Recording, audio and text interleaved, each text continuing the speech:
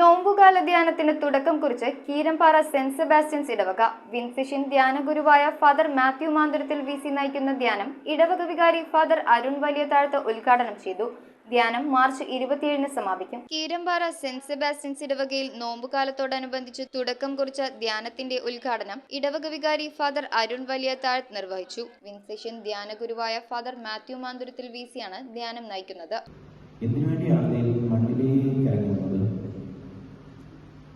നിരാശയുടെ തകർച്ചയുടെ ആ പമ്പിനെ സ്വീകരിച്ച് ഇല്ലായ്മ ചെയ്യാൻ വേണ്ടിയിട്ടാണ്.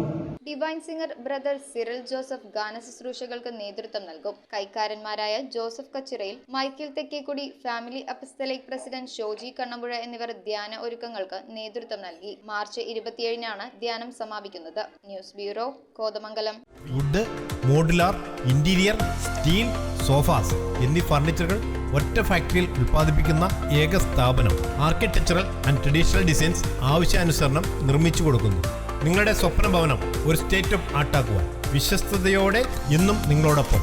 ഇറമ്പത്ത് ഇറ ഫർണിച്ചർ, കോട്ടപ്പടി, കോതമംഗലം. ഇനി കൂത്താട്ടുകുളത്ത്.